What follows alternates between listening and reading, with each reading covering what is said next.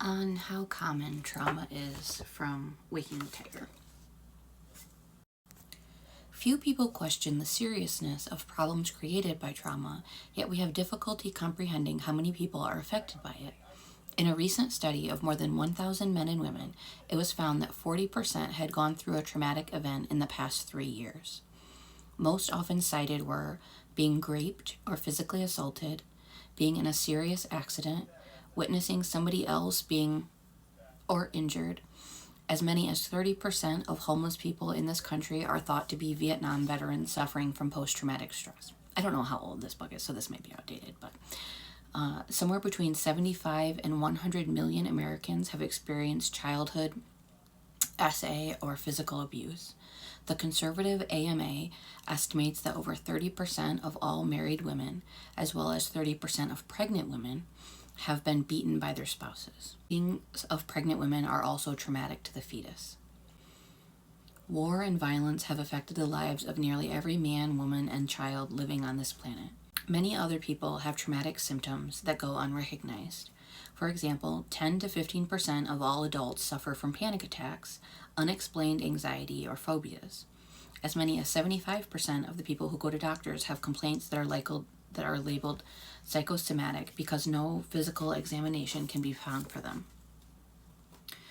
My work leads me to believe that many of these people have traumatic histories which at least contribute to their symptoms. Depression and anxiety often have traumatic antecedents, as does mental illness.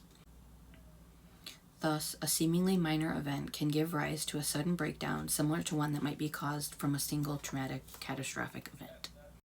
Skipping a bit, but it lists some examples of traumatic events.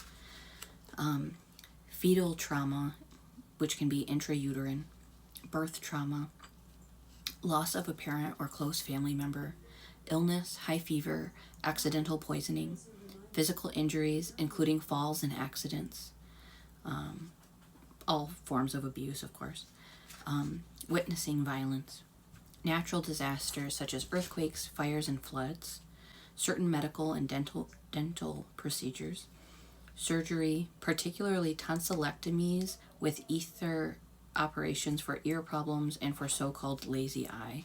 I wonder what the reasoning is there. Anesthesia, prolonged immobilization, such as the casting and splinting of young children's legs and torso for various reasons, such as turned-in feet or scoliosis. The fact that hospitalizations and medical procedures routinely produce traumatic results comes as a surprise to many people. The traumatic after effects from prolonged immobilization, hospitalizations, and especially surgeries are often long-lasting and severe. Even though a person may recognize that an operation is necessary and despite the fact that they are unconscious as the surgeon cuts through flesh, muscle, and bone, it still registers in the body as a life-threatening event. On a cellular level, the body perceives that it has sustained a wound serious enough to place it in mortal danger. Intellectually, we may believe in an operation, but on a primal level, our bodies do not. Where trauma is concerned, the perception my cat's being a fool. The perception of the instinctual nervous system carries more weight, much more. This biological fact is the primary reason why surgery will often produce a post-traumatic reaction.